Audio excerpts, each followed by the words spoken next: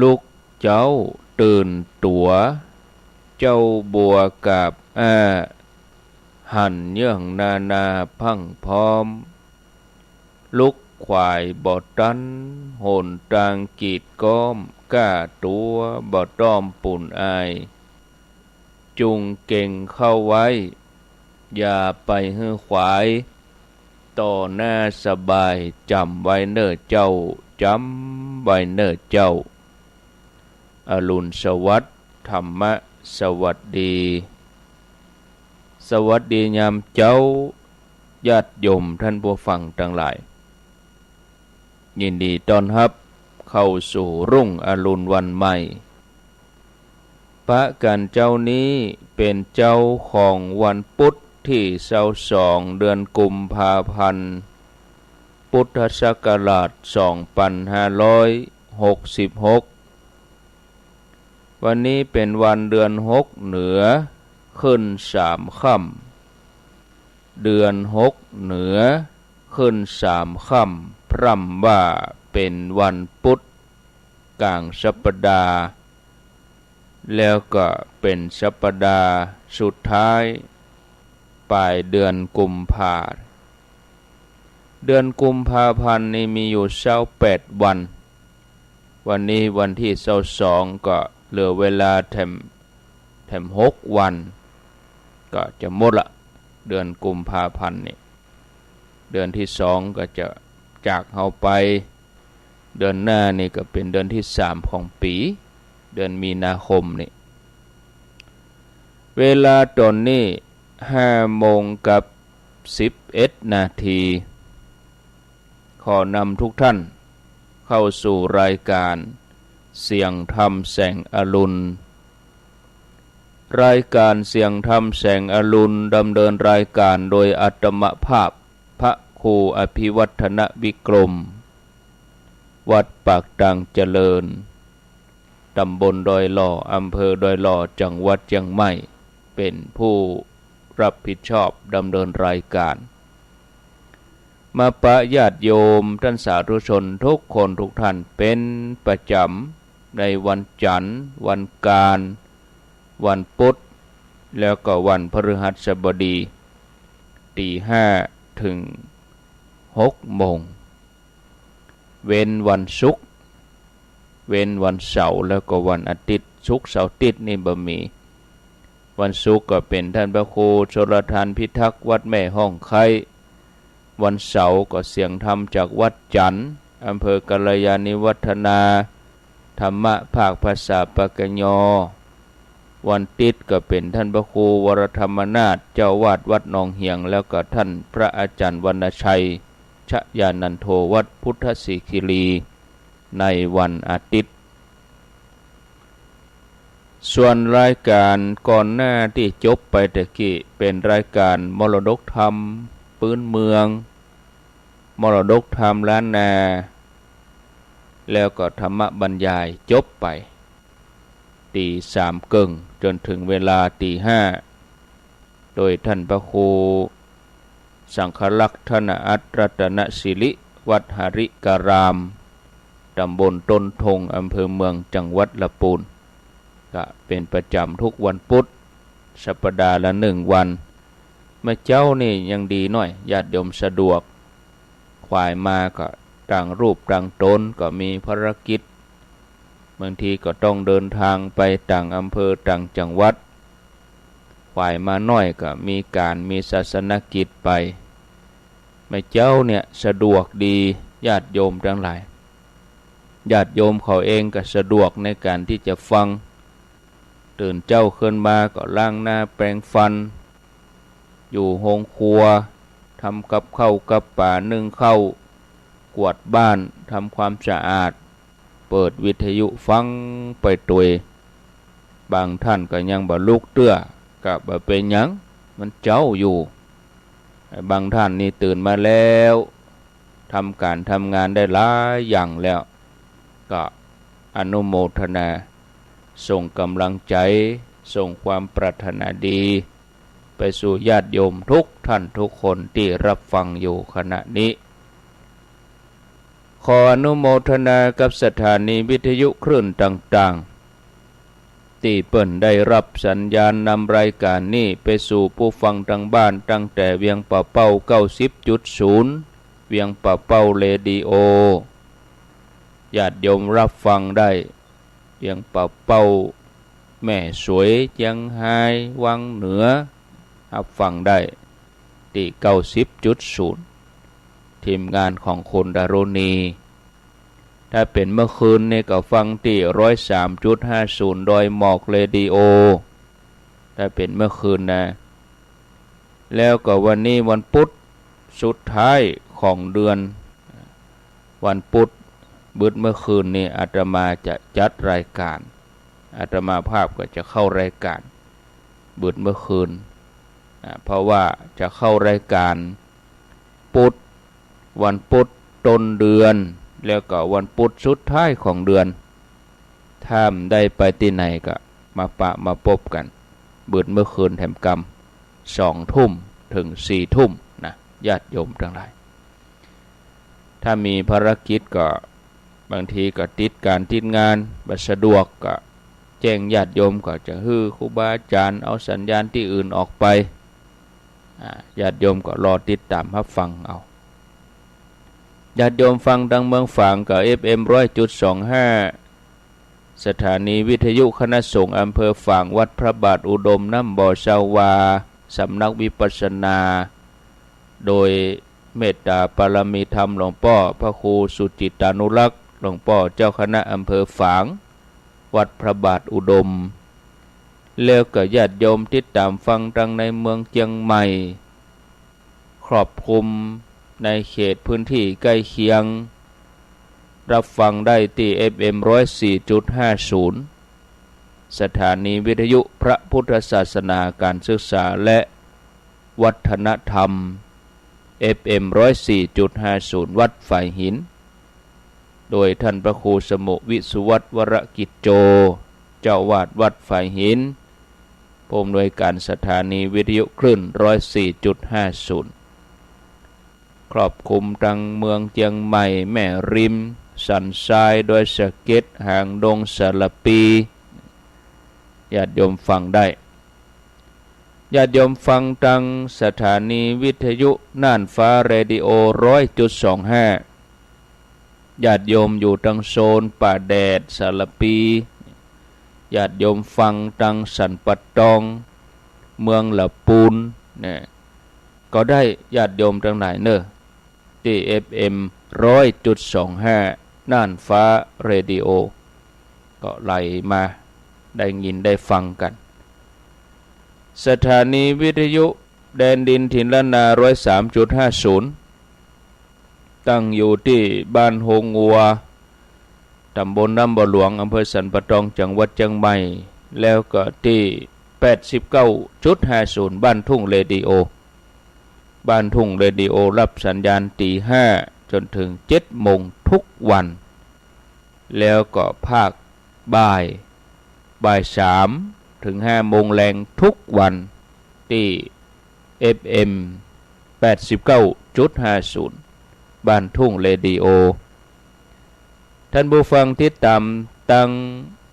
วัดห้วยตองซัก 98.75 คลื่นธรรมะของชุมชนวัดห้วยตองซักก็ครอบคลุมโดยหล่อจอมตองบ้านโฮงเวียงหนองล่องท่านผู้ฟังติดตามฟังทางเมืองลี FM 103.75 วิทยุชุมชนคนเมืองลีตั้งอยู่ที่วัดพระธาตุ5 ดวงอำเภอลีจังหวัดลำพูนก็ครอบคลุมอำเภอลีอำเภอเถินอำเภอดอยเต่าญาติโยมติดตามรับฟังกันขออนุโมทนาตั้งฮอดพวกก็ที่วิทยุชุมชนคนเหนือเขื่อน FM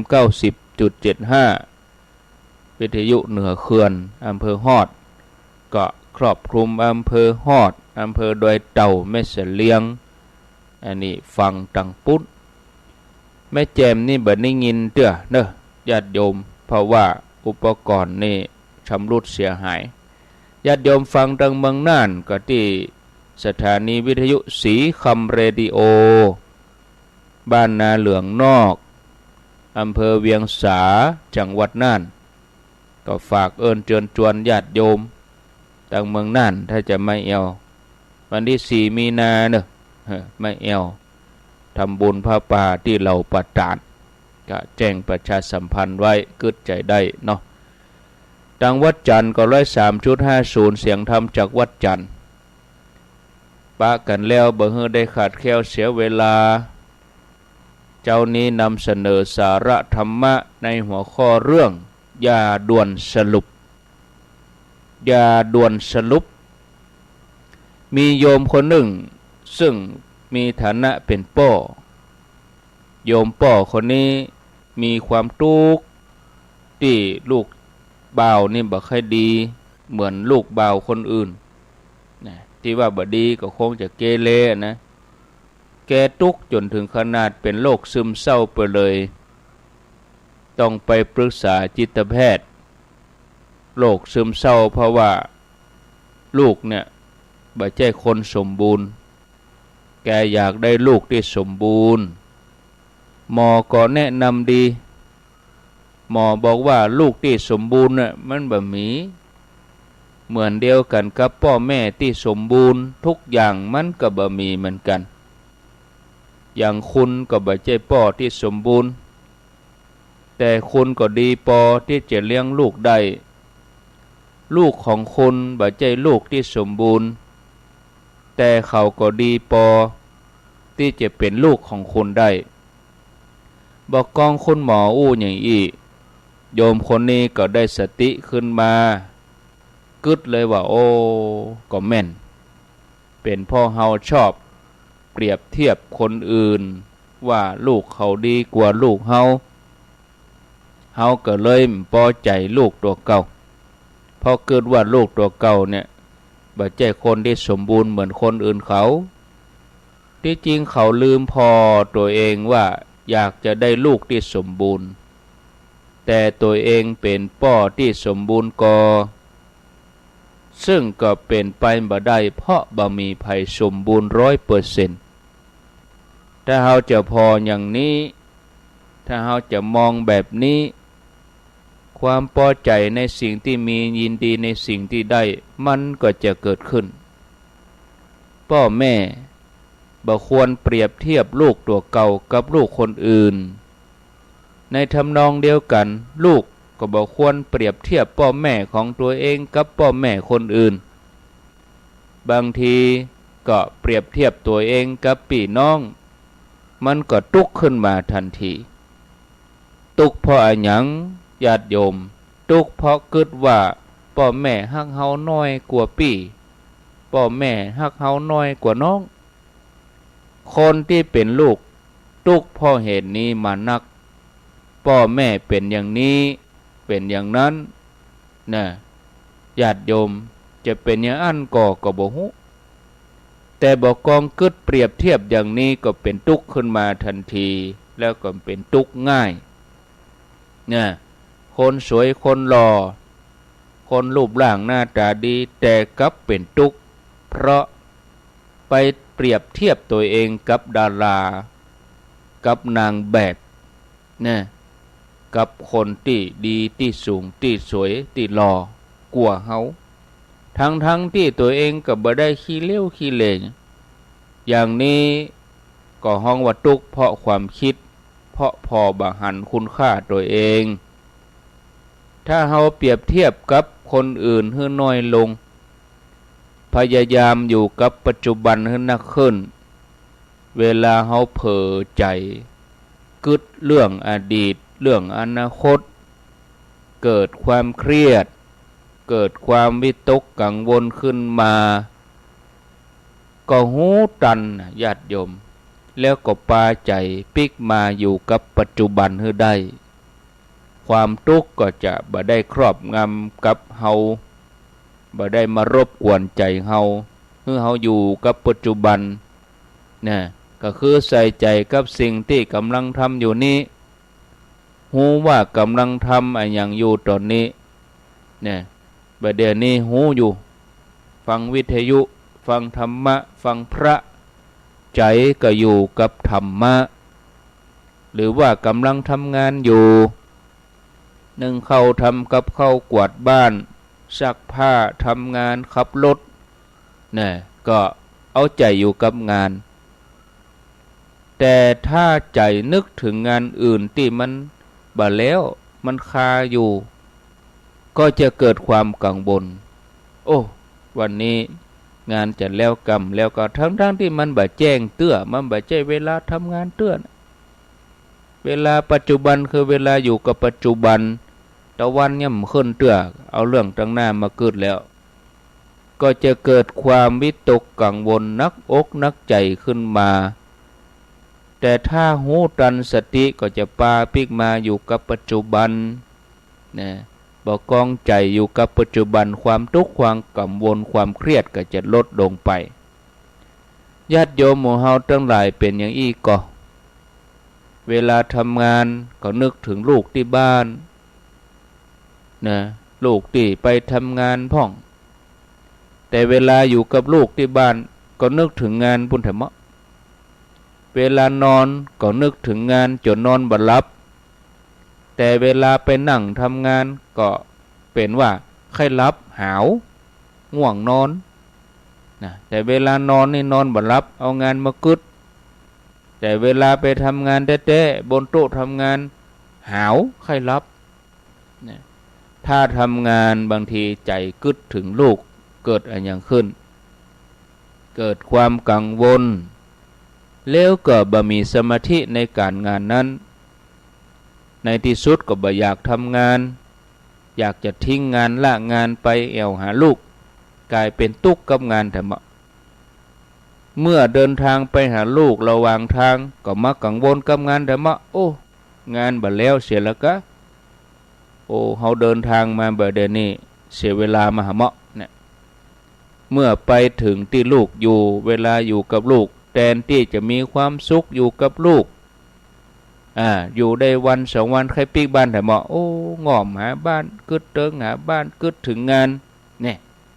ก็ทำให้กังวลนักใจ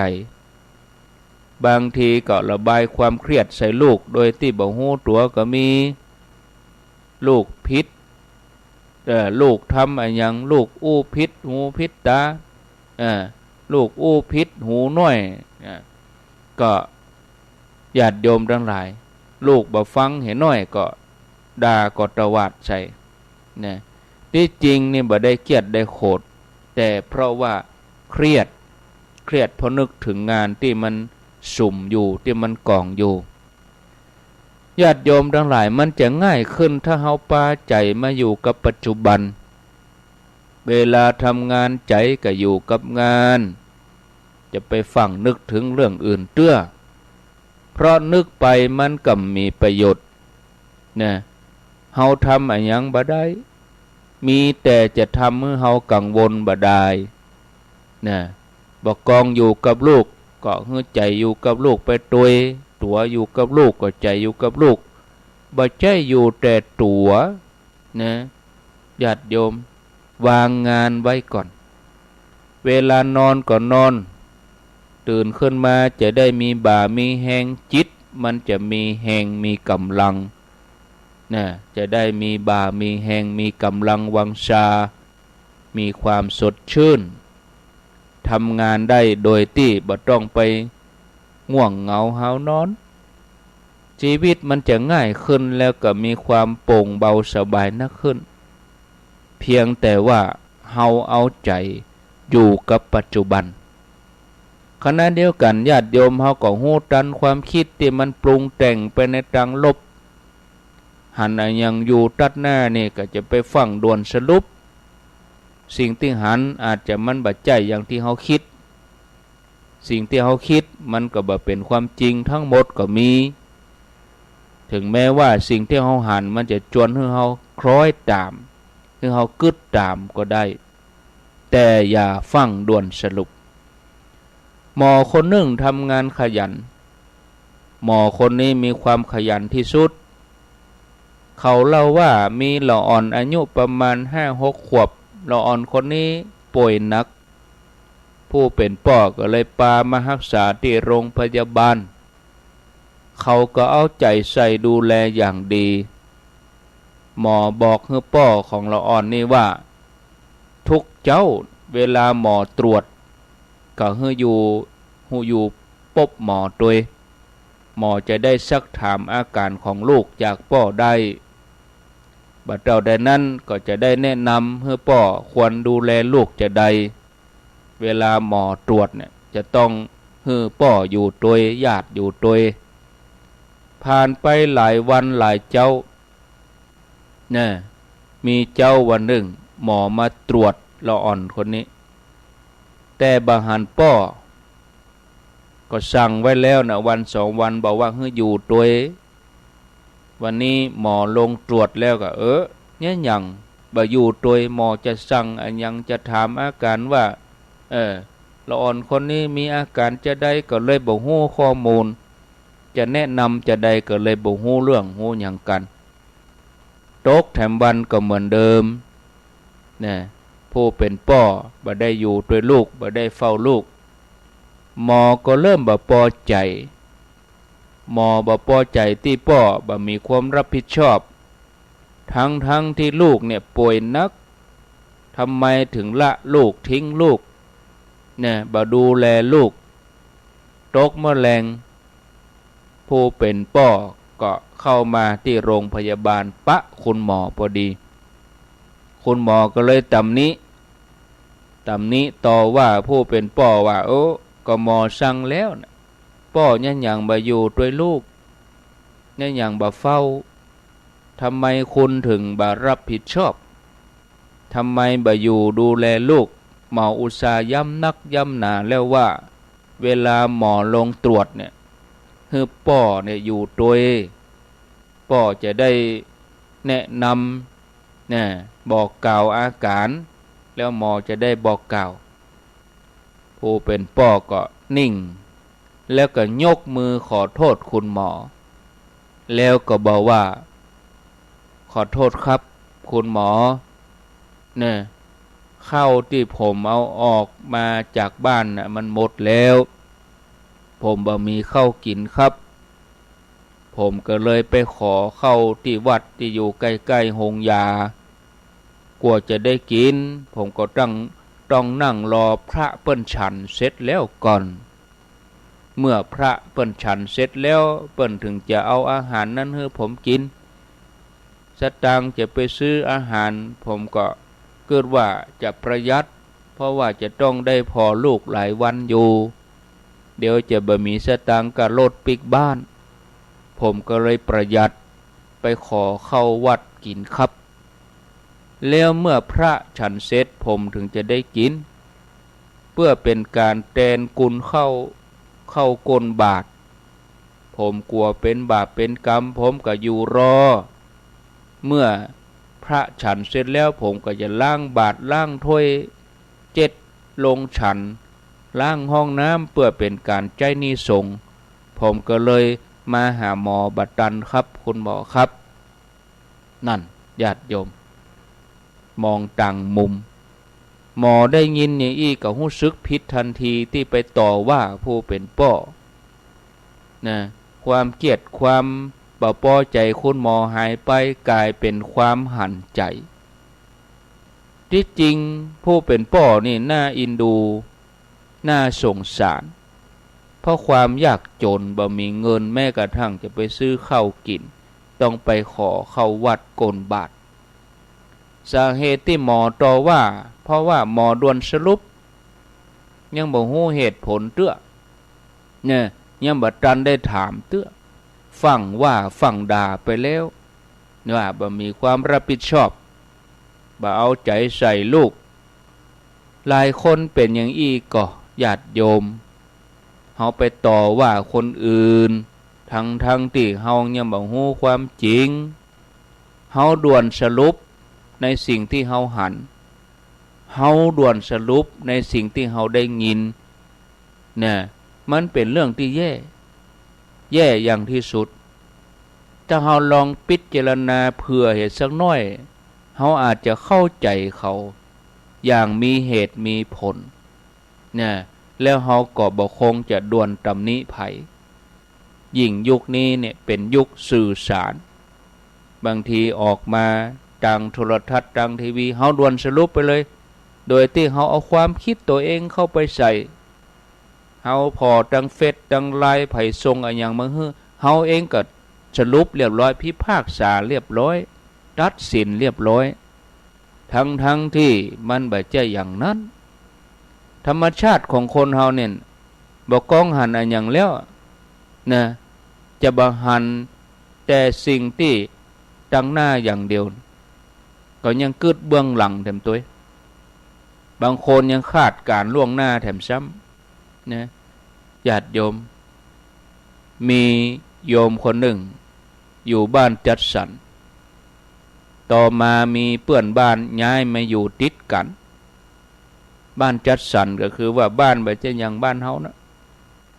จะบ่ฮู้จักกันเท่าใดนะเพราะว่าต่างคนมาจากแต่ละที่บ่มีความผูกพันเหมือนบ้านนอกบ้านนาเฮานะ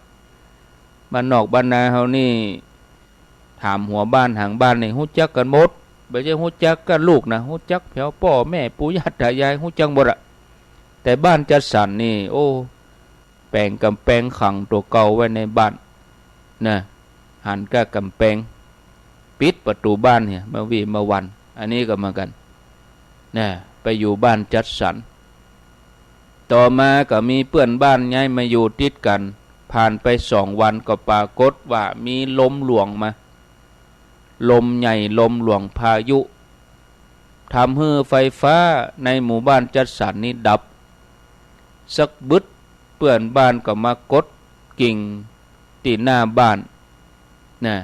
ถามเขาว่ามีไฟฉายก็นะมีไฟฉายก็ได้ยินอย่างอันเขาก็นึกในใจว่าคุณกำลังมาอยู่ที่นี่บ่กี่วันมารบกวนฉันแล้วกันนี่ทำไมถึงบ่เตรียมไฟฉายเอาไว้ติดบ้านไว้สักอัน2 อันนะเขาก็เลยตอบด้วยเสียงห้วนว่าบ่มีว่าอันเพื่อนบ้านคนนั้นนะก็เลยหยิบไฟฉายจากกระเป๋ายื่นมาฮื้อแล้วอูว่าอันเอาอันนี้ไปก่อนก็ได้ครับผมหันว่าไฟดับเพื่อมันจะได้ใช้ประโยชน์ครับนี่ญาติโยมตอนแรกนึกว่าเปิ้นจะมายืมไฟฉายก็เปิ้นหันว่าไฟดับเปิ้นมาเคาะประตูแล้วก็ยื่นไฟฉายให้ตัวเก่าหันยังอันจะไปรู้สึกจะไปคิดว่าตัวเก่าถูกท่านญาติโยมนะรู้สึกผิดขึ้นมาทันทีนะที่จิตดวงหนึ่งไปลงตำหนิเพื่อนบ้านว่ามาอยู่ด้วยกันบักกี่วันมาลบกวนฉันที่ไหนได้เปิ้นยื่นไมตรีเปิ้นมีน้ำใจเหลือตัวเก่าญาติโยมที่จริงแล้วเพื่อนบ้านคนนี้มีน้ำใจห่วงใยเฮากลัวว่าเฮาจะบ่มีไฟฉายอุตส่าห์ฝ่าฝนมาเอาไฟฉายมาฮื้อคนเบอเดือนนี้ในญาติโยมในหัวในเวียงในเมืองหลวงใหญ่ๆกึดอย่างอีนักต่างคนต่างบ่ไว้ใจกันเวลาไผมาถามอย่างอีก็คือว่าเปิ้นจะมาขอที่จริงแล้วนะเขาอาจมีน้ำใจหยิบยื่นช่วยเหลือเขาก็ได้ฉะนั้นอันยังก็ตามอย่าด่วนสรุป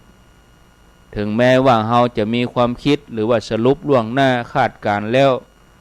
นะเฮาจะต้องมีสติหูจักทักท้วงยับยั้งความคิดเหล่านั้นจะไปคิดดันหลบอย่าคิดดันหลบนะจะไปเชื่อความคิดของตัวเก่าไปเหี่ยหมดคือเฮาตระหนักว่ามันเป็นเพียงแค่ความคิดมันบ่ใช่ความจริงความจริงอาจจะบ่เป็นอย่างที่เฮาคิดก็ได้ถ้าเฮาเผื่อใจเฮาทักท้วงความคิดของตัวเก่าพ้องก็จะช่วยให้เฮามีคุณค่าหันคุณค่าคนอื่นตัวเฮาจะบ่เผลอไปทำอะไรอย่างผิดพลาดเกิดความเสียหายนอกจากช่วยอันอย่างเฮาบ่ได้มันก็ยังสร้างทุกข์สร้างความขัดแย้งให้กับคนอื่นเลยนะญาติโยมท่านสาธุชนเนอะอันนี้ก็เป็นสาระธรรมะได้นำมาเสนอกับศรัทธาญาติโยม ที่ได้นำมากล่าวมาเล่านี้เป็นอุทาหรณ์สอนใจของเราทุกคนอย่าทำตามความคิดตัวเองไปเสียหมดทุกอย่าง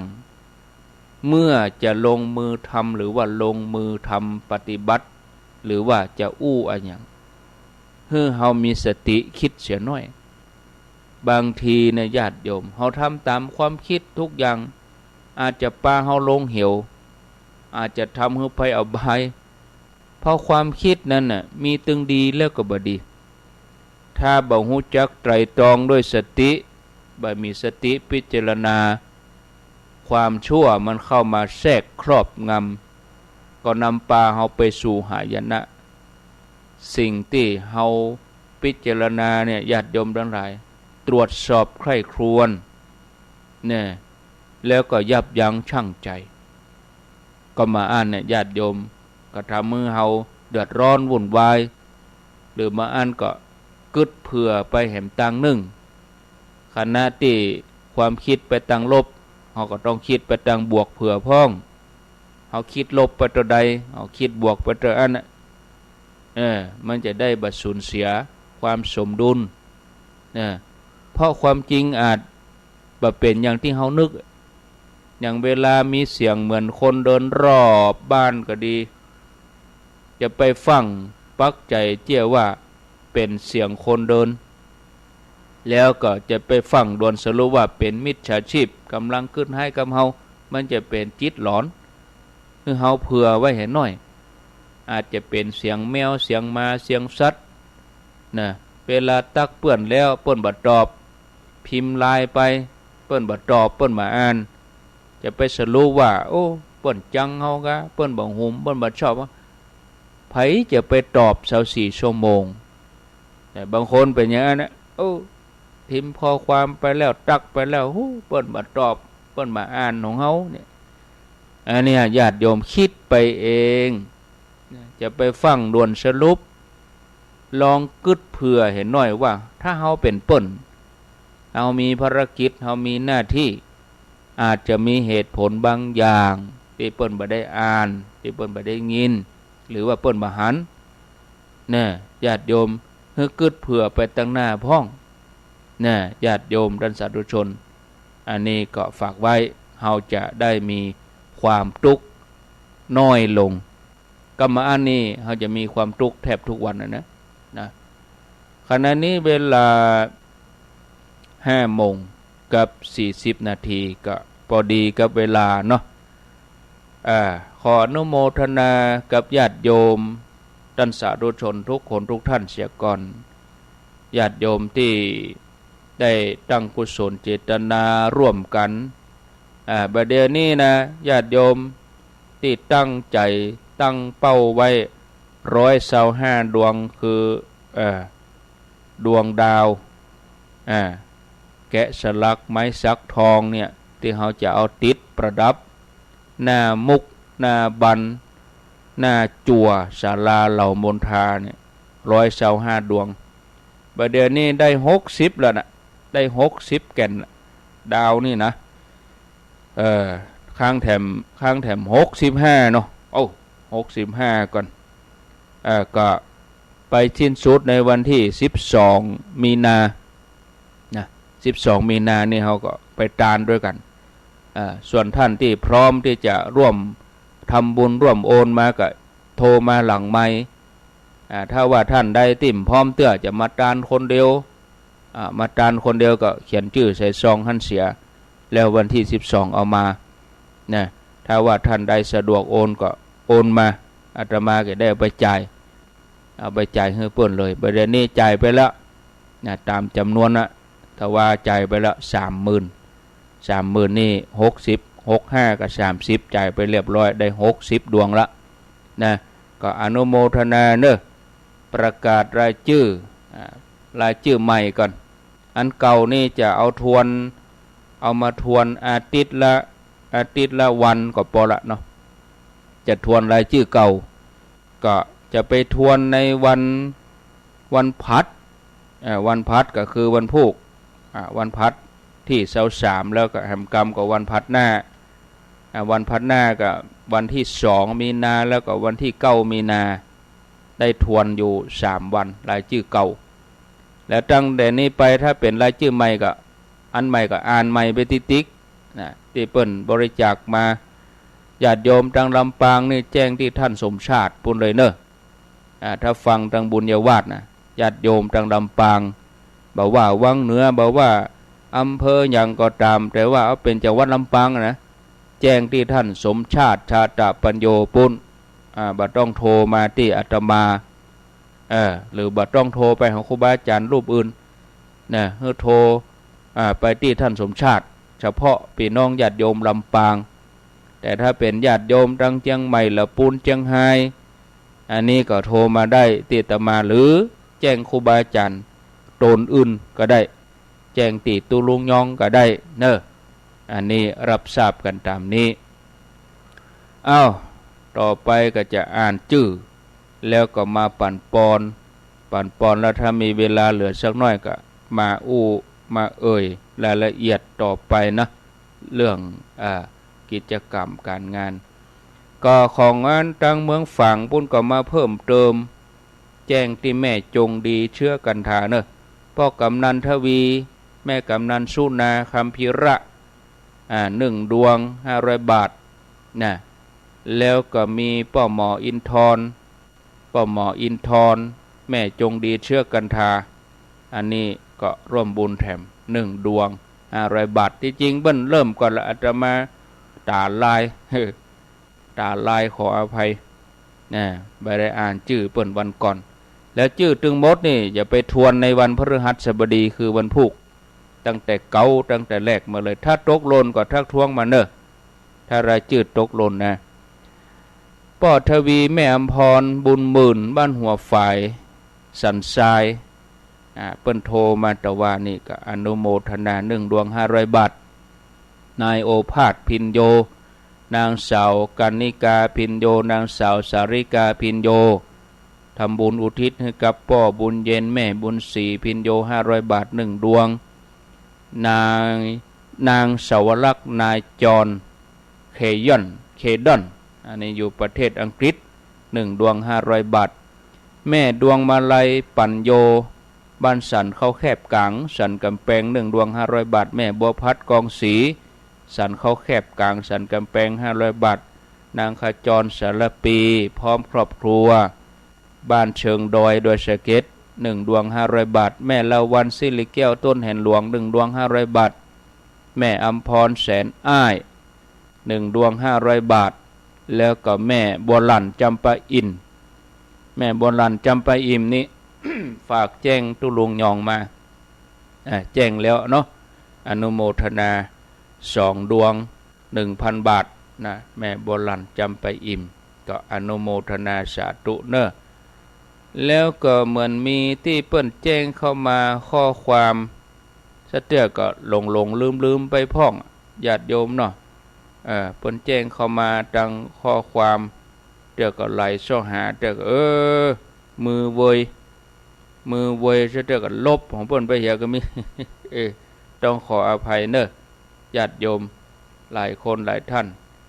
เดี๋ยวเสาะพอก่อนอันนี้มีละเปิ้นแจ้งมานี่ละนางสาวรัชนีลีลวัฒน์นางสาวสุมาลีลีลวัฒน์นายโกวิทลีลวัฒน์นางสาวอุษณีลีลวัฒน์และนายกิติพจน์ลีลวัฒน์นะอันนี้เปิ้นร่วมบุญมาตามรายการนี้อีเนาะเปิ้นร่วมบุญเป็นลูกดาวประดับจำนวน1 ดวง500 บาทแล้วก็เปิ้นทำบุญถวายเป็นภัตตาหารน้ำดื่มจำนวน400 บาทอุทิศให้กับนายประยุนลีลวัฒน์ผู้เป็นบิดาป้อแล้วก็ทำบุญอุทิศให้กับนางลัดดาลีลวัฒน์ผู้เป็นมารดาตลอดจนถึงญาติพี่น้องทั้งหลายที่ล่วงลับไปนอกจากนั้นเปิ้นก็ร่วมสร้างฐานพระจำนวน500 บาทการนำกับไฟ200กับอินเทอร์เน็ต200ชำระหนี้ส่ง200รวมแล้วเป็น 1,900 บาทขออนุโมทนากับครอบครัวของนายโกวิทลีลวัฒน์พร้อมญาติพี่น้องนี่เพิ่นคงเป็นพี่น้องกันบ่ล่ะนะ4-5 คนพี่น้องนี่ ตานให้พ่อให้แม่เนาะอนุโมทนาโอ้จะได้มันได้บอกอยู่บ้านอย่างนี้ลืมถามเพิ่นมันได้อยู่บ้านอย่างนี้ลืมถามเพิ่นไปก็เป็นยังเพิ่นก็ร่วมบุญมาเรียบร้อยแล้วนะอนุโมทนาสาธุถ้ารายชื่อตกหล่นก็ญาติโยมก็ทักท้วงมาได้นะขออนุโมทนาเจริญปอนเนอร์ถ้ารายชื่อตกหล่นก็ทักท้วงมาได้แล้วก็ของแม่กองคำในเปิ้นแจ้งแต่ว่าแม่กองคำทองคำนี่ก็เดียวกันเนออนุโมทนาแต่มาก็ไล่เสาะหาเหมือนกันนะเสียเดียวก็ลายนี่ก็ลายตาเหมือนกันนะลายนี่พอลายนี่ลายตาเหมือนกันของแม่สีวันเป่งป้อนะบ้านสันสลีฝากแม่กองคำทองคำฝากแม่น้องมาก็อนุโมทนาเรียบร้อยแล้วก็มีแม่วรรณาพิรมแม่วรรณาพิรมบ้านสันสลีเหมือนกันเนอะอนุโมทนาได้ฝากแม่กองคำทองคำหรือว่าแม่น้องบ้านสันสลีมาก็ทำบุญมาเรียบร้อยก็อนุโมทนาสาธุนะส่วนการน้ำกับไฟนี่ก็จะอ่านวันพุกเนาะพอเวลาเลิกเหลือเต็ม10 นาทีปั่นปอนเฮือญาติโยมก่อนสัพปิติโยวิวัชชันตุสัพพะโลโกวินัสสันตุมาเตภวัตวันตรายโยสุขีทีคายุโกภวะอภิวาทนาสีลิสนิจจังพุทธปัจจายโนจัตตาโลธรรมาวัฏันติอายุวันโนสุขังปะลังอนุโมทนาสาธุเนอญาติโยมก็สิ้นเดือนนี้ได้หันละเปิ้นติดจะได้แล้วจะเอาส่งรูปให้พอเปิ้นติดจะได้ติดตรงไหนแล้วก็วันที่12นั้นเฮาก็มาตานเด้อเวลา10 โมงครึ่งไล่หาคนมาไก่ถ้าไปสะดวกมาได้ก็วันที่12 มีนาซึ่งเป็นวันอาทิตย์ที่12 มีนาก็มาตานฐานแต้นพระประธานมาตานเนี่ยก็ดาวที่เฮาตานกันเนี่ยเฮาก็ไหนได้มาเฮาก็มานะวันที่12เฮาเข้ามาด้วยเนอะก็เตรียมไว้หั่นนะแล้วก็วันนั้นก็จะมีการตานแต้นพระด้วยแต้นพระประธานก็ประเด็นนี้ก็ประมาณ65%เนาะสำหรับศาลาที่เหล่ามณฑาทิพย์ก็เหลือประดับตกแต่งเล็กน้อยก็มีเจ้าฟ้าเหียมีดาวที่เขาจะเอาติดนี่เหียมีลูกดาวนี่นะแล้วทีนี้ก็จะมีที่อย่างแถมมีนักกระตันเหียเนี่ยแล้วก็ใส่กระจกตัวนั้นประเด็นนี้สีก็เก็บสีละ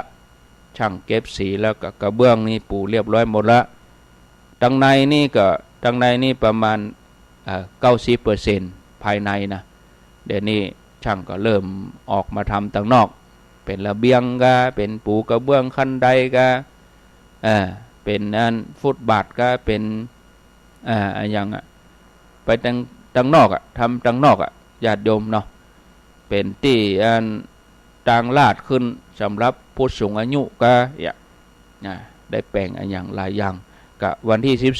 12เชิญชวนญาติโยมเข้ามาเนอะหลังจากที่หลายท่านได้มาร่วมรอพระมาหันวันนั้นนี่หลังคาก็ยังไม่ได้มุงดีแต่เตื้อส่วนอื่นก็ยังไม่สมบูรณ์ดีแต่เตื้อหลายท่านที่เคยมาวางศิลาฤกษ์ก็8-9 เดือนมานี่ล่ะแล้วก็วันที่12ก็เชิญชวนมาร่วมกันนอกจากนั้นหลังวันที่12ไปแล้วก็ปุ้นแหมสักเดือนก็จะสมบูรณ์ละ9 เมษายนนี่ก็เขาจะดำหัวกันเนาะนิมนต์ครูบาอาจารย์มาศรัทธาเขาก็มาดำหัวสักการะสะเก้าดำหัวครูบาอาจารย์เปิ้นเขามาตั้งเมื่อไงเลยเนอะญาติโยมมากินข้าวตอนเพมากินข้าวตอนด้วยกันจะนิมนต์ครูบาอาจารย์เปิ้นมาตั้งแต่เมื่อไงเลยวันนั้นก็ นิมนต์ครูบาอาจารย์เปิ้นสืบจัตตาเฮือศรัทธาเฮาขึ้นสีขาวทั้งหมดเลยวันที่9 เมษาสืบจัตตาเฮือศรัทธาเฮาทุกคนนะวันที่9 เมษาที่เหล่ามนทาทิพย์ตอนบ่ายเฮาก็ดำหัวครูบาอาจารย์เกี่ยมน้ำเขาเมนสมปล่อยมาโดยญาติโยมวันที่9 เมษานะอันนี้ก็แจ้งญาติโยมไว้ก่อนแล้ววันพุธวันฮือนี่ก็วันที่4 มีนานี่ใครจะไปร่วมบุญร่วมกุศลก็เจริญพรที่เราปฐานแม่แจ่มเราปฐานนี่เราไปร่วมทำบุญทอดผ้าป่าสร้างเมนที่เราปฐานเสร็จสัตว์เรียบร้อยแล้วก็ฉันเพลญาติโยมกินข้าวน้ำข้าวตอนท่านเรียบร้อยที่เราปฐานท่านนะเสร็จสัตว์เรียบร้อยแล้วเราก็จะไปที่ท่านคาเชวัดห้วยพระกูดวัดห้วยพระกูดนี่ไปเมื่อหลายปีแล้วไปเมื่อ10 กว่าปีแล้วกะเมื่ออันเนี่ยไปเมินแล้วนะห้วยพระกูดแม่แจ่มนี่ไปเมื่ออันไปแจกผ้าห่มเมินแล้วไปหลายอยู่ตอนนั้นหลายท่านนี่มันได้ไปเตื้อก็ไปที่วัดห้วยพระกูดนั่นเขาก็ไปตานทำบุญกับจ้างเอาทำบุญกับสัตว์อื่นมานักเหมือนกันทำบุญกับแมวกับหมาทำบุญกับวัดก็ดีทำบุญทงยากะนี่เนาะเขาก็ทำมานักมาหลายอันนี้ทำบุญกับสัตว์ใหญ่เนาะวันที่4 มีนาที่วัดห้วยพระกูดนะที่ท่านคาเซพุ่นนะไผ่บะฮู้ตี้ก็6 โมงเพื่อมาอยู่ที่ปัตตังเจริญนี่ต้องเช่ารถคนเดียวเด้อรถตู้ไปได้สบายรถไผ่รถมันอาตมาบ่เซาะรถฮื้อเด้อห่อเข้าไปตัวเหี้ยนะเข้ามาเจ้านั่นห้องต้องไปกับปะแล้วก็ไปนักเข้าตอนบุห่อเข้าไปตัวเด้อเปิ้นมีเข้าตอนเลี้ยงนะห่อเข้าไปเหี้ยห่อเข้าไปเรียบร้อยเจียมขอบเจียมครัวไปเรียบร้อยวันที่4 มีนาอันนี้ก็เจริญพรเจิญแจ้งญาติโยมท่านทั้งหลายมีอย่างแล้วเนาะพอเวลาแล้วก็คงจะต้องได้ลาศรัทธาญาติโยมท่านสาธุชนทุกคนทุกท่านไปก่อนเด้อเอาไว้เตยก่อนป้ากันแถมใหม่ในวันพุธวันนี้มันได้เปิดสายนะถ้าเปิดสายมันก็จะยาวแค่4 นาทีบ่ได้ถ้าฮูอู้เมินก็เวลาพอถ้าฮูอู้น้อยก็น้อยใจเนี่ยเปิ้นอย่างเฮาอู้น้อยเฮาสาโทรมาเฮาใครอู้เมินกับเฮาก็พอเวลามันบ่พอเนี่ยอันที่เฮาอย่าไปถือศีลเอาคนเดียวกะญาติโยมนะเอาไปถือศีลคนเดียวบ่ได้เพราะว่าสถานีมันพ่วงไปหลายที่คนอื่นบ่ก็เต็งกดเหมือนกับเฮานะเนี่ยอันที่เฮาไปอู้แจ้อยู่หั่นเมินมันก็เวลามันก็เหลื่อมล้ำไปอย่างนะถ้าจะอู้กันนอกเหนือจากงานหรือว่านอกเหนือจากการแจ้งผลการรับฟังอย่างใดรายละเอียดอื่นๆเนี่ยยังถามว่าวันนี้ท่านจะไปกิจนิมนต์ที่ไหนอย่างนี้โมเนี่ยเขาโทรถามหลังไม้ได้หรอเนี่ยเขาไม่จำเป็นจะต้องโทรหน้าไม้ถามพระคุณเจ้าบ่เนี่ยบางอย่างนี่เขาก็คือว่าเขาโทรอู้ส่วนตัวมันบ่ใจนะคนได้ยินตึงเมืองนะบางทีก็ต้องระมัดระวังการสื่อสารตัวนี้อย่างบางคนนี่ขอโทษนะญาติโยมบางท่านบางคนนี่บางทีเขาไปอู้เอาวิทยุเนี่ยคนดีก็มีคนหายก็มีนะที่เขาฟังเขาบ่ฮู้นะเตี้ยตมาอู้อยู่เนี่ยหรือญาติโยมโทรเข้ามารายการเนี่ยบางทีเขาก็ฟังเขาโอ้วันนี้มันอยู่บ้านเฮ้ยเนี่ยวันนี้มันไปปุ้นโอ้วันนี้ไอ้พ่อจะไปปุ้นวันนี้ไอ้แม่จะไปปุ้นนะเนี่ยบางทีโอ้บ้านก็ตึ้มมีภัยนะไอ้แม่อยู่คนเดียวนะเวลาพระถามแล้วแม่อยู่ไหนบอกบ้านออกไปเรียบร้อยนะก็ต้องระมัดระวังนะญาติโยมคนประเดียวเนี่ยมันไม่ใช่จะเหมือนยังเฮากึดนะต้องมองให้มุมนึงนะเอาไปคิดแต่ว่ามันดีอย่างเดียวนะญาติโยมอันตรายนะเนาะเอาละขออนุโมทนาจากลาไปก่อนป้ากันทำไมวันพุธอายุวันโนสุขังปลา